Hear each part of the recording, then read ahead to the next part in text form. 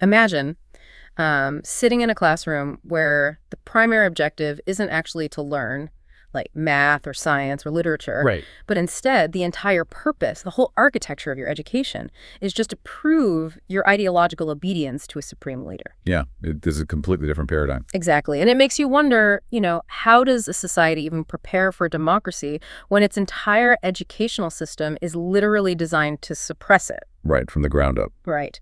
So welcome to today's deep dive. We've got a really fascinating stack of sources to go through today. We do, yeah. We're looking at academic papers on pedagogical transformation, NGO reports, some really granular analyses of Iranian school textbooks, and strategic frameworks for digital e-learning. It's a lot of material, but it all points to the same underlying issue.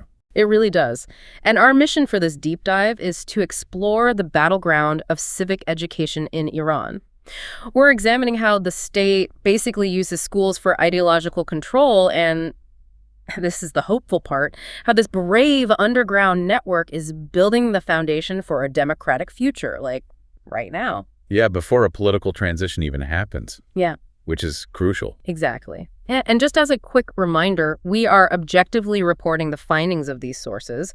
We're not taking political sides here, just mapping out what the researchers and on-the-ground sources are telling us. Right. Maintaining the neutrality is important because the data itself is just, well, it's pretty staggering on its own. It really is. Okay, let's unpack this, because before we can understand this whole underground resistance, we have to look at the massive systemic obstacle they're actually up against. Yeah, the current official curriculum. Right. So the state curriculum is designed to produce what one of the analyses calls let me check the exact phrase, a virtuous religious subject. Yeah, that's the term they use. Through this concept of, spiritual citizenship, which, it sounds nice on paper. It sounds lovely, yeah, until you realize what it actually means in this context. Right, because it essentially just equates to absolute, unquestioning devotion to the supreme leader. Exactly. For you and me, citizenship usually implies some kind of social contract, right? Right, like rights and responsibilities. Yeah, the agency to question your leaders, voting, that kind of stuff. Mm-hmm. But the sources point out that spiritual citizenship in the Iranian curriculum completely collapses the boundary between faith and political obedience. Wow. It's basically saying, if you question the state, you are questioning God. That is, the pressure that puts on a kid. And reading through some of these specific examples from the NGO reports on the textbooks, it's just vivid and deeply unsettling. Yeah, it doesn't wait for high school. No. Yeah. First graders, literally 6-year-olds, are being taught with math and reading books that are just laced with military flags and the specific colors of Hezbollah. And then by 5th grade, they're introduced to the student bossy. The paramilitary militia. Yeah, a paramilitary volunteer militia actively recruiting in elementary schools.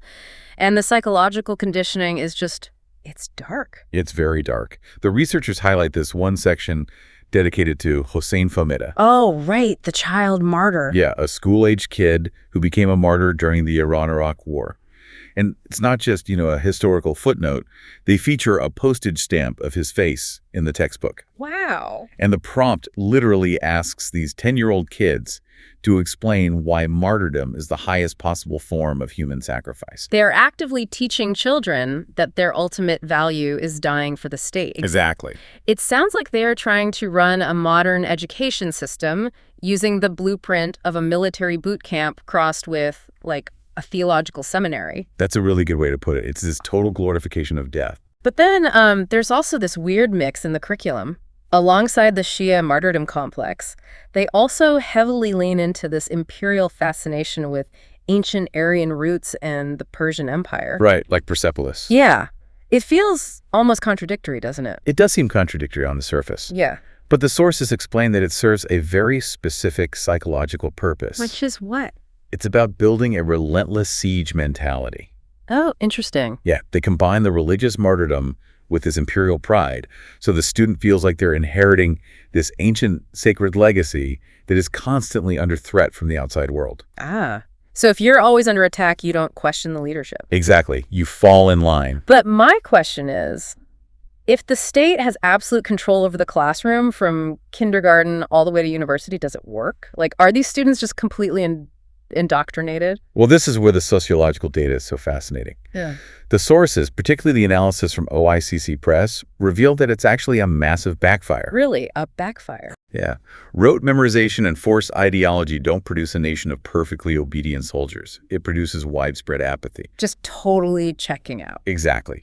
Deep cynicism. The researchers use this term anomie, which basically means social disorientation, a complete collapse of shared social norms. So because the rules feel so imposed and fake, the kids just withdraw. Yeah. They mentally and socially withdraw. And the physical manifestation of this is just shocking. What do you mean? The sources cite this statistic.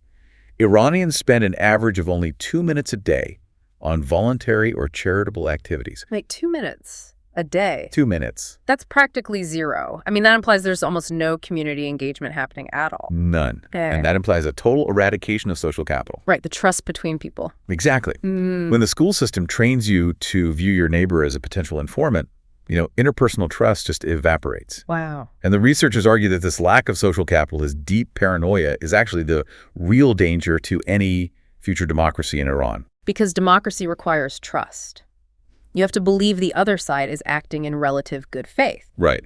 And if the state surgically removes that trust, Yeah. the society is too fractured to govern itself. Even if the regime were to just vanish tomorrow. Exactly. Here's where it gets really interesting. Because the activists, the people on the ground, they realize this, right? They know it better than anyone. Right. Because the official system produces this cynical, disempowered populace, these activists realize they cannot wait for the regime to fall to start teaching democracy. No, it would be too late. They have to do it in the here and now. Yeah, they have to build what Hannah Arendt, the philosopher, calls an alternate public realm. Right, because the official public square is monopolized by the state. Exactly. The physical classrooms, the media, the streets, it's all controlled. So citizens have to construct a parallel universe where they can engage freely. And since a physical underground school would just get raided immediately, this alternate realm is mostly digital, right? Yes. And the sources highlight some incredibly sophisticated operations, like the Afro's online school. Oh yeah, Afro's. Their approach is really unique because they aren't even targeting the students directly. Right. Their primary audience is the educators. Yeah, their whole mission is training Iranian teachers how to think rather than what to think. Which is revolutionary in a system built on rote memorization. Absolutely. They give these teachers frameworks to basically sneak critical analysis into the state-mandated lesson plans. It's subversive pedagogy. And then alongside them, you have groups like Tavana. The e-learning Institute for Iranian Civil Society. Right, and they offer these highly secure, totally anonymous e-classrooms. And the curriculum they teach is basically everything the state censors. Everything. They teach the history of the Holocaust to counter the regime's denialism. Right. They teach women's rights, secularism, digital safety, labor organizing. Wait, but okay, the Iranian state is famous for weaponizing internet shutdowns, right? Oh, absolutely. Yeah. Deep packet inspection, throttling bandwidth. Right, they're moving toward total digital isolation. Yeah. So how does a virtual school like Tavana survive when the regime can just literally pull the plug on the internet? Well, what's fascinating here is the resilience of their model. They call it blended civic education. Blended how? Yeah. Like online and offline. Exactly. These groups operate under the assumption that the internet is hostile territory. It's going to go down. Right. So when the internet goes dark, they pivot to legacy technology. They broadcast their lectures via satellite TV. Oh, like on Disha TV? Yes, exactly. They beam uncensored civic lessons directly into millions of living rooms via satellite. That's brilliant because even if your local ISP cuts your Wi-Fi, your satellite dish on the roof is still catching the signal? Precisely. It's essentially digital smuggling.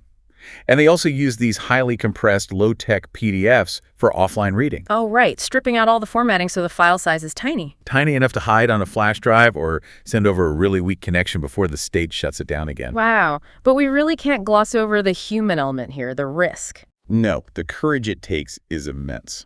The reports emphasize the danger for the students and for groups like the Independent Teachers Union, the CCITA. Right. Participating in these classes, even just logging into Tavana or quietly using an Afro's lesson plan, the researchers categorize it as a profound ethical act of defiance. Because it's treason to the state. It is.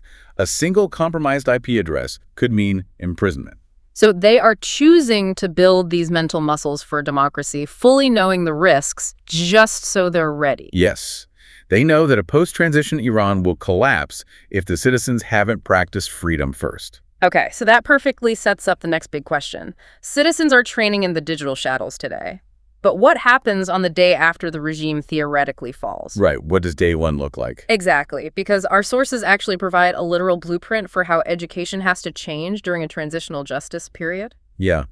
If we connect this to the bigger picture, a regime transition is never just about changing the leaders. No. You have to completely dismantle the national narrative. The sources argue that post-regime education must be centered on truth and reconciliation.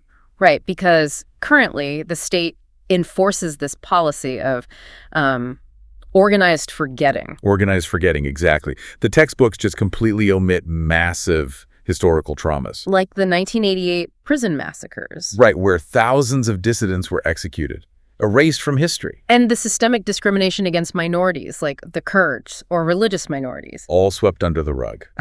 And you cannot build a functioning democracy on top of state-mandated amnesia. You just can't. You have to force those missing decades back into the light. Yeah, and give students the vocabulary to actually process that trauma. And what I found so compelling about these source documents is that they don't just rely on theory, they pull lessons from global case studies. Real examples of countries that tried this. Right. So let's talk about Rwanda.